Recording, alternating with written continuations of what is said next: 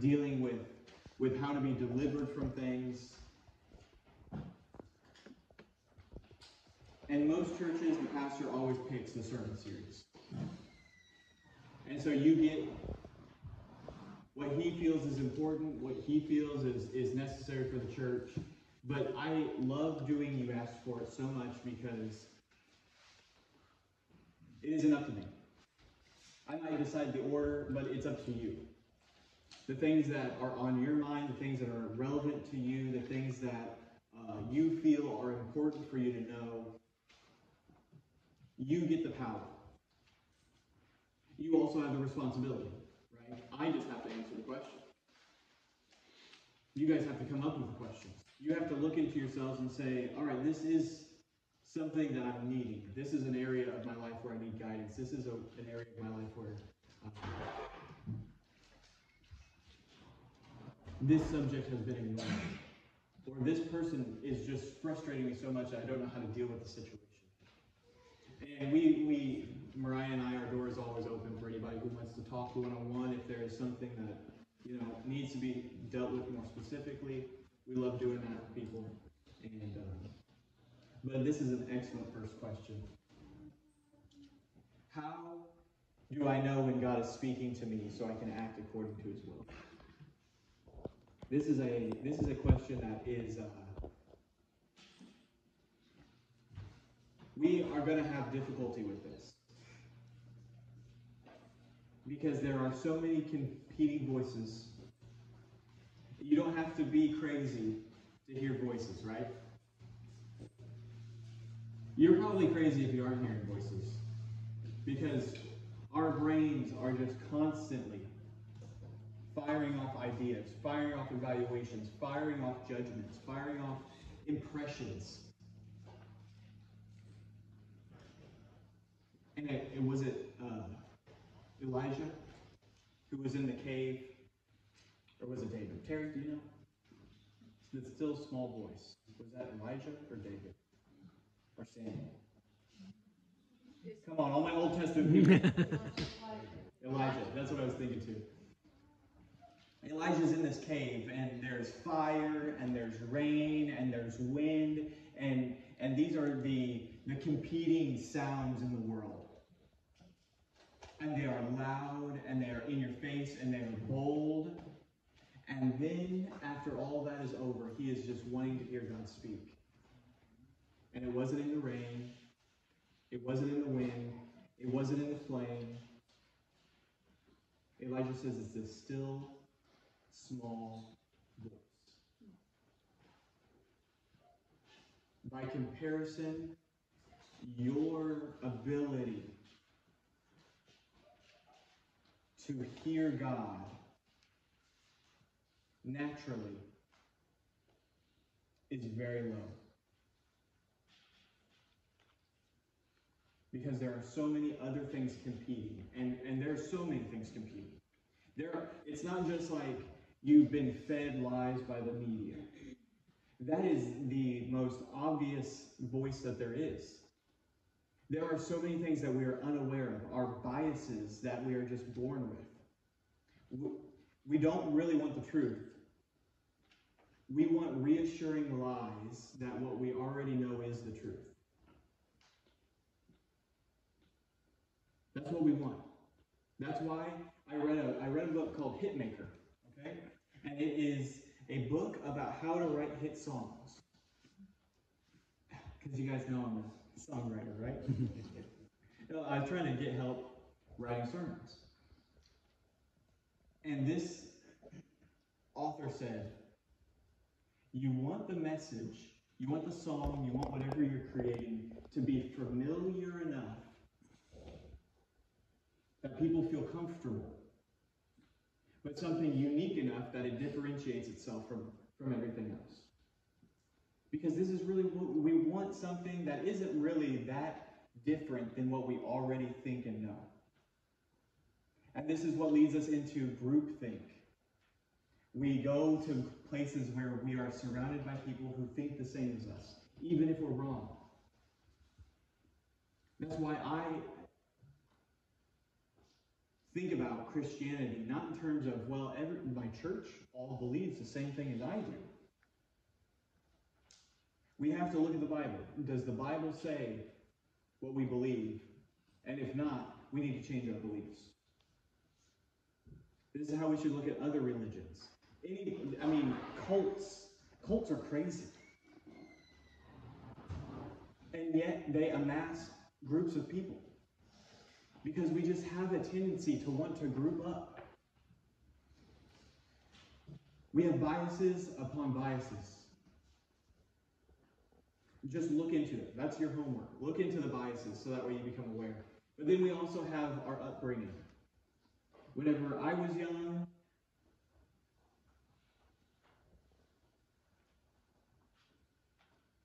we ate supper together at the table.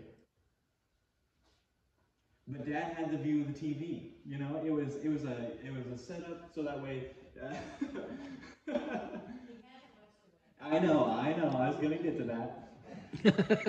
Wasn't throwing anybody under the bus. He had to see the weather because of construction work. You know, you have to know what you're going to be able to do tomorrow, obviously. But in a way, does that instill, well, when you're in charge, you can choose where you sit, and the person in charge doesn't really have to follow the rules. And I'm not saying, I know that it was for a good reason. I'm not casting any stones. But this is the thing. Your family might have done something for a very good reason, and it was the appropriate thing to do. But because you were a child and you didn't understand things properly, we can get things ingrained in us that are not actually good and true and right. We can jump to conclusions, and these are the real rain and wind and fires that are screaming at us. You're not necessarily responding to the present situation. You're still reacting to the past. There are so many things in us. The way that our parents showed us attention. What we did in order to get that attention. We still live that out as adults. The things that our parents criticized us for, we're still insecure about. The ways that our parents failed us create in us a response to anyone who reminds us of that failure. You know, maybe it's not authority that you have a problem with. Maybe it was just the way your dad was. And maybe people aren't really abandoning you, but your response to things that remind you of the way that your mom was freaks you out, and it scares everybody away. So that abandonment issue becomes stronger and stronger and stronger. And no wonder everybody leaves. These are the voices that are crying out in our minds. Don't do that. Do this. And this is what is competing with the voice of God. And so I have 4 things that I think everybody needs to do in order to become tuned in to God's frequency, loud and clear, like a dial on a radio. How do you tune in? Number 1, we accept our crosses.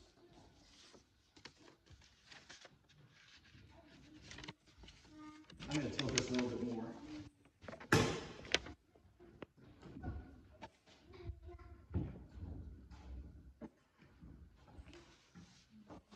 Everybody see better now? Could this side see okay? Accept your cross.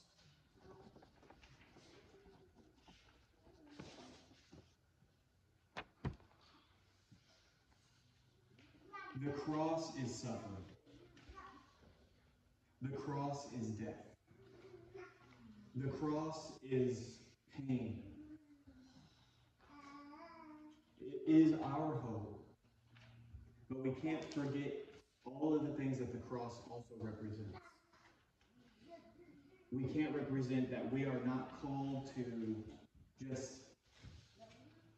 well, Jesus comes and goes whenever I feel like he should come and go.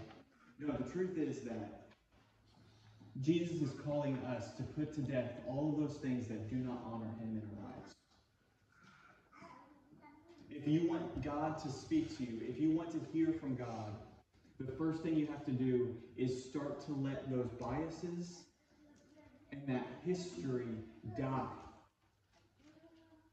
The things that you believe that are not found in the Bible are holding you back from actually hearing what's in the Bible. All of our preconceived notions about, well, this is the way life should be, could be wrong. This is take up your cross daily and follow me. Evaluate. Allow it to die.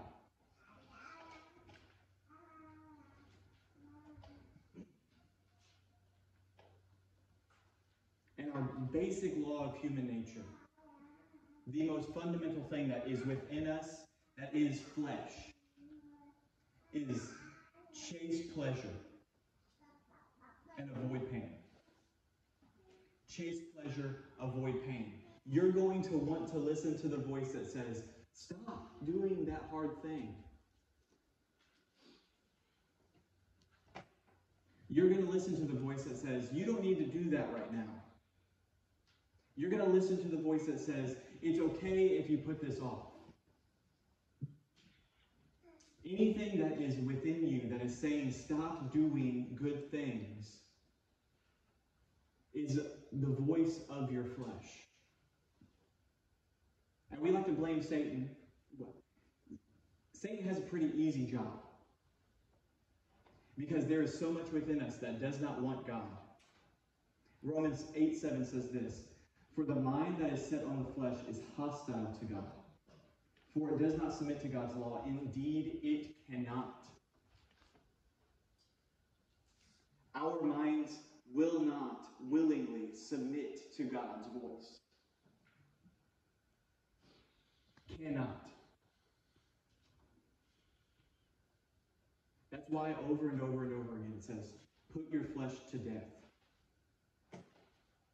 Set your mind on the things that are above. Set your mind on the things that are of God. Set your mind on the things of the Spirit. Because the Spirit is life and peace. And so reverse the equation. If human nature and the flesh says pursue pleasure, avoid pain, assume to yourself that when God is telling you to stop doing something you enjoy, that's probably more God than you.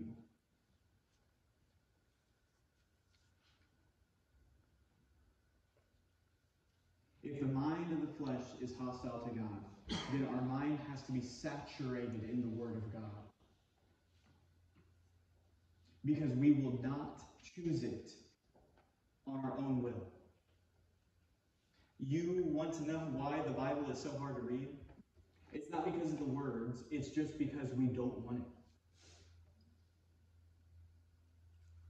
It's hostile to the things that we hold so true and so comfortable and so convenient. We tell ourselves, well, I'm too busy. I'm just too stressed out right now. I'm too just wrapped up in things. I can't focus on that right now. Our mind is hostile to God. Because we would rather give into emotion. We would rather give into comfort. We would rather give into the things that we think are actually going to pay off. Instead of the things that God says, no, these things are the things that I reward. And this is the whole message of the cross. Go back to our first point. The whole message of Christianity. This is what real belief looks like. Are you willing to believe to the point of pain? Are you willing to believe to the point of discomfort? Are you willing to believe to the point that your body is screaming out to you, we need to quit? Aren't you glad that Christ didn't? The last song that we sang, Garden, it doesn't say anything about a garden in these lyrics. It doesn't make any sense, right?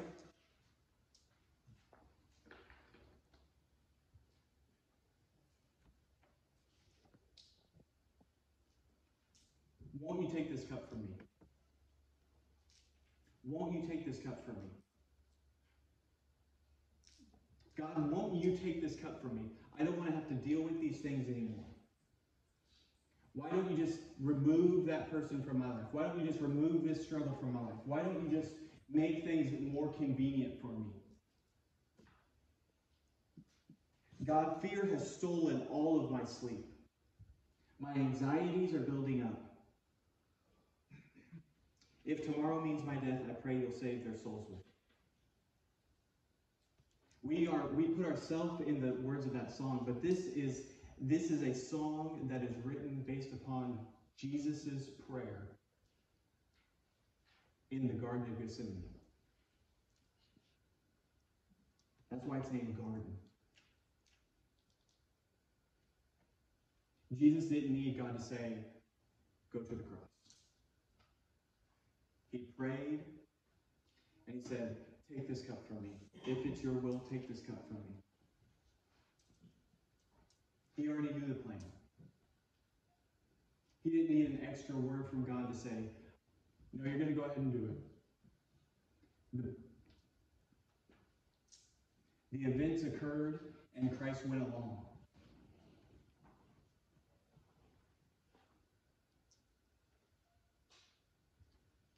But the things that Christ did were different than the things that we do.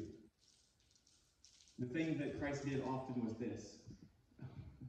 Point number 2, prioritize solitude. Prioritize solitude. Now, this doesn't mean take some alone time. This doesn't mean, you know what, you're worth it. Treat yourself. This doesn't mean, just everybody needs 8 baths a week. Take yourself out to a movie. Avoid your children for one evening a night. Or one evening a night. Wouldn't you love to do that? It's okay to shirk your responsibilities. Christ, this is what it says in Luke 5:16, the NIV version. Jesus often withdrew to lonely places and prayed. Solitude is a spiritual discipline. Solitude is a spiritual discipline. If Jesus, I know what you're thinking. Yeah, that would be great. I'll just be real serious with you. If Jesus can make time for it, you can make time for it. Take up your cross and get alone with God. If you want to hear from God, why does it have to be on your time schedule? Jesus doesn't work at your beck and call. If you can't make time to be with Jesus, Jesus won't make time to be with you. Plain and simple.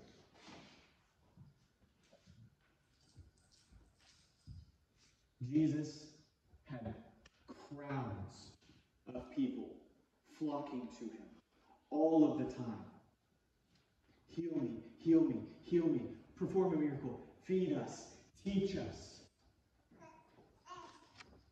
Often he would withdraw to lonely places and pray. The Garden of Gethsemane. He brings his disciples with him. Clearly they had a long day, because the other 3 are falling asleep.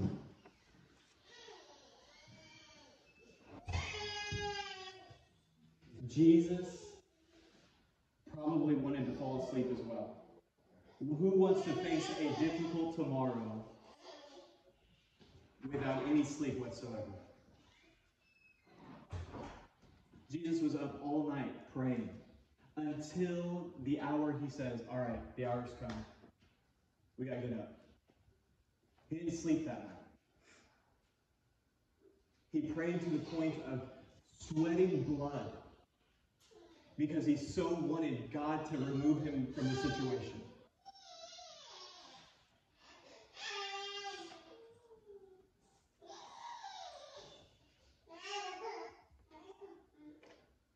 Solitude is being alone with God in a way that you are reflecting, where you say, this is the truth. What is my flesh saying? Why am I refusing to believe this? Why are my biases saying, don't do this? You examine what is really going on in your brain.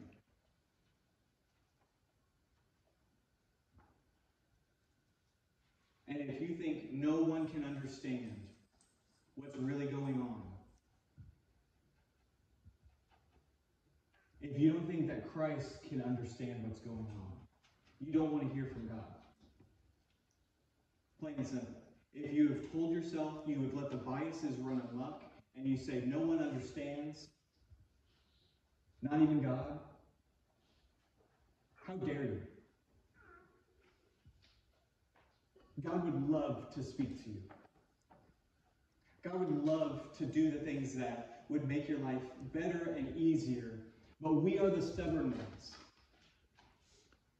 We require God to say it over and over and over again, what we need to do.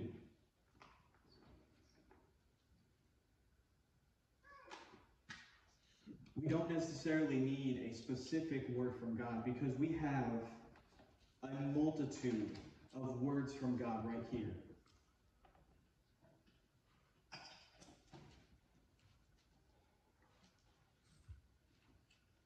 You don't need someone to say, control yourself.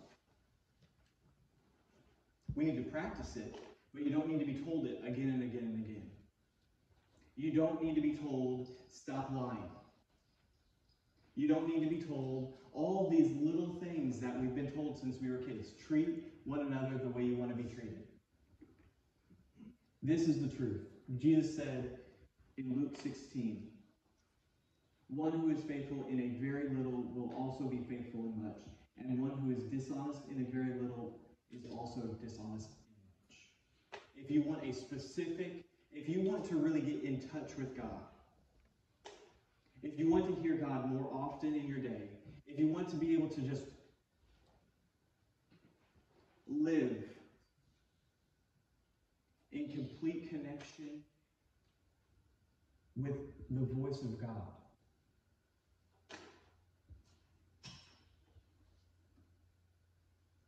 start saying no to the little things that you already know God has said. Start saying yes to the little things that you know God has already said. We don't need to be told that family is important. We don't need to be told that work is the thing that is going to produce in life. The two curses that we were given: work will be hard, childbearing will be painful. They were curses because they are things that are required. They are required for life. Persevere. Continue saying yes to the things that you need to say yes to. Because when you start saying yes to this, the little things, He will give you more. When you start saying yes to God, even in the things that you don't own. Man, Mariah, she is a woman that treats everything as if it is her own thing. And I respect her so much for that. It doesn't matter whose it is. It doesn't matter how that person has treated her. She is going to treat it with the utmost respect. And I need to learn that lesson more often. It doesn't matter what's in it for me. Is God saying be faithful in it? Because as you are faithful, He will trust you with more. But once you are in that pattern of dishonesty and unfaithfulness, you can't even be trusted with that. Why would He give you more? The Bible is simple, but difficult to practice. And so, our third thing you have to do in order to be connected and know the voice of God, develop that character.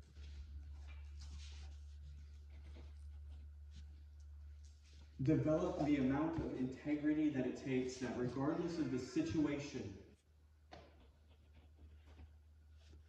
you remain anchored, firm, steadfast, rooted in what you know to be true. Say no to useless distractions. Learn to overcome your sluggish side. Everybody that was in Sunday school, sluggish. That is the ability for you to say no to the things that you should be saying yes to.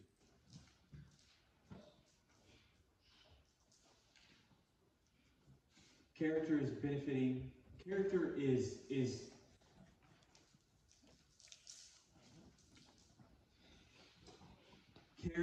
faithfulness, whether it's benefiting you or not.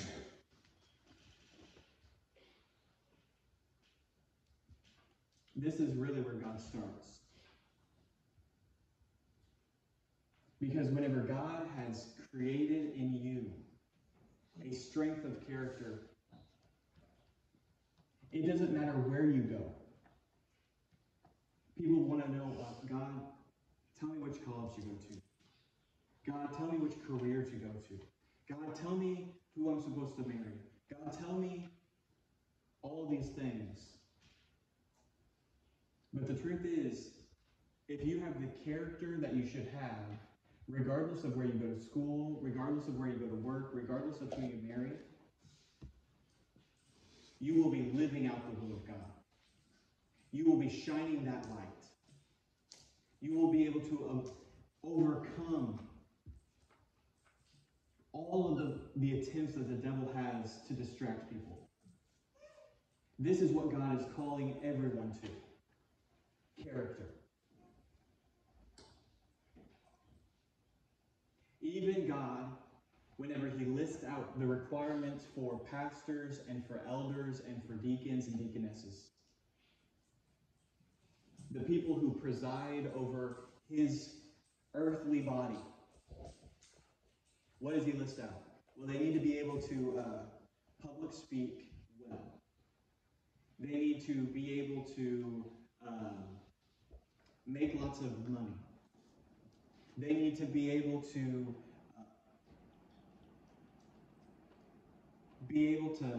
sell people on ideas. They need to have the right skills. No, none of that. God is not focused on what your skills are. God is focused on who you are. And so for the elders and for the pastors and for the deacons and the deaconesses, he gives us character traits. Is not given to drunkenness. Is faithful to one person in marriage. Is the ability to control their anger. They are well thought of by outsiders. These are the things. Because if your character is right, that means your heart is right. That means your mind is right to be able to develop the skills necessary for God to use you where you're at. That's humility. And once you have character, once in the small things you've learned to be faithful, once you make it a priority to get alone with God on a regular basis, it doesn't have to be every day that you spend 4 hours alone with God. It might be 30 minutes today. It might be 5 minutes tomorrow. It might be an hour sometime this week. Make it a priority to be alone with him. And once you have really accepted your cross, that you are able to allow the things to die that need to die. Once those 3 things are in place, start teaching. It doesn't have to be in church. It doesn't have to be in a group setting. It could be your kids. It could be somebody who comes to you for advice. It could be Sunday school. It could be a communion devotion.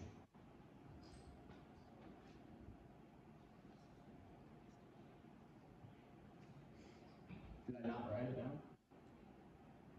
There we go. I forgot. In my notes, I have the verse for the verse second. Okay. In that, I have the verse first. Okay. In the late night, start teaching. We hit a plateau. Whenever, like Billy's community meditation, we're meant to be people. We're meant to be outwardly focused. We're meant to take the things that we've learned and help grow and cast seeds. Because this is how we give hope. This is how we give life. And I tell you, when there are people counting on you and relying on you, that if you don't hear from God, it ain't going to go well, you will prioritize solitude. You will take up your cross. You will want to develop even more character because there are people who are starting to build their lives on you.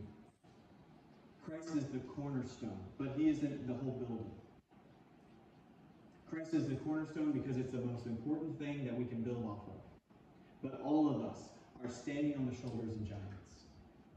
All of us are building our lives on the thoughts and on the interpretations and the practices of many, many church fathers who helped to bring about a wonderful church. It started with the 12 apostles and Paul. It continued into the people that they taught. And this is the legacy we have. Paul had Timothy. Moses had Joshua. Elijah had Elisha. Eli had Samuel. David raised Solomon, which he was kind of iffy. But we see this over and over and over again. In the New Testament, it says older women teach younger women. Older men teach younger men. And I know that Paul says not all of you should be teachers. Because, why? Because some of you aren't going to be able to do it. That's not what he says. I think he's just saying, not all of you should become teachers in this very moment because they're judged with more harshness. But in the Great Commission, we are told, teach them to observe all that I've commanded. Every single person in Christ ought to be building up other people. And this is what it says in Hebrews. For though this time you ought to be teachers. Ought to be teachers. You need someone to teach you again the basic principles of the oracles of God. That just means the things that you've already been taught are having to be rehashed. You need milk, not solid food. For everyone who lives on milk is unskilled in the word of righteousness, since he is a child. But solid food is for the mature, for those who have their powers of discernment trained by constant practice to distinguish good from evil. That verse right there, that section, that sentence after the comma. Your powers to discern God's voice and God's will comes from constant practice. Constant practice. Constantly getting in the Word to prepare to lead those who are still needing prepared. You got to chew on it for a while. That's the good thing. Man, I love steak. I love steak. I could probably walk around with a little bit of steak in my mouth all the time, just chewing it. That'd be all right with me. Beef jerky? Love beef jerky. You got to chew on it. Milk, you drink it down real quick? Yeah, I love milk too, but it ain't no steak. The real stuff, the real things that God is wanting you to do with your life, you're going to have to chew on it. You're going to have to walk around with it. You're gonna have to do the work of evaluating. And the wonderful thing about teaching,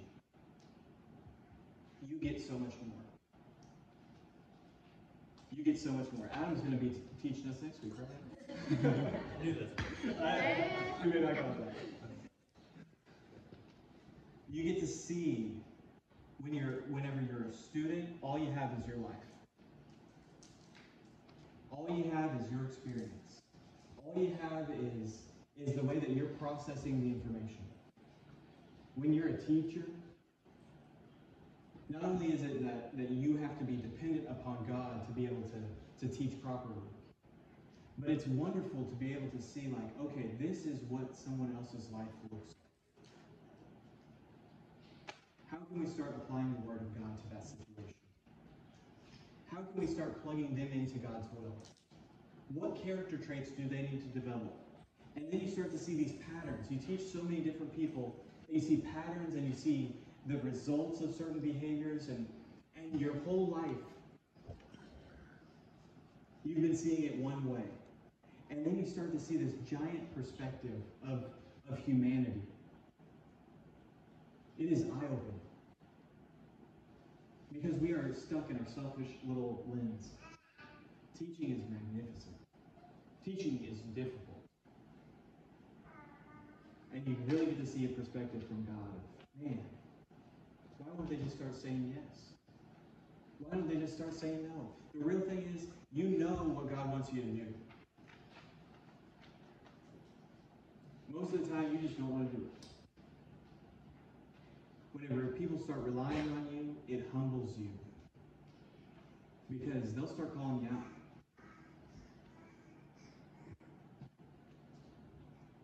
If you're doing it right.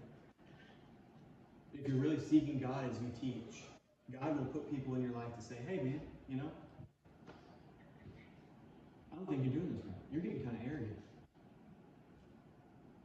You're kind of getting hard-hearted. You may not be who you think you are. And everybody needs that. And so if you do these 4 things, accepting your cross, prioritizing solitude, developing character, and start teaching what you already know, and your dependence is upon God, there have been times where I've heard things that I shouldn't know. Like somebody one time was telling me about a person, and somehow I never met this person, I knew their name. It's just bizarre. Or like you reach out to somebody and they're like, man, I was needing you in this moment. And it's crazy. Or the way that God works in this church, He's working all these things to coincide at the right timing. And how things line up perfectly. It doesn't make sense. But you're along for the ride. You say, God, I'm just going to do whatever I need to do to be with you. He won't abandon you. He loves you. And today, if there's somebody here who's saying, I need to start taking up my cross, whether it's the first time or you've been here for years, you've been a Christian for years, and you say, I haven't been living right. Because there's areas where all of us are living wrong. Then let's get together. Let's go ahead and stand and get your legs warmed up for what to come talk.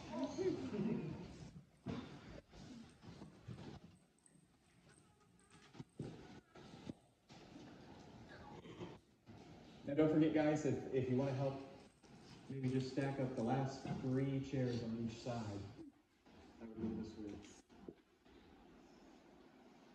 12 chairs that we put together into one 12-chair row.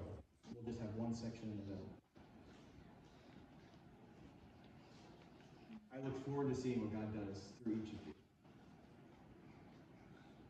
And I really look forward to VBS. Let's pray. Father God, it's an honor to be able to serve you, God. It is amazing that you want to speak to us. It doesn't really make sense, God, and I just love you so much that you have that character, that you care for us, that you are good to us, that you love us, that you care, that you provide, that you are speaking, and that you have spoken.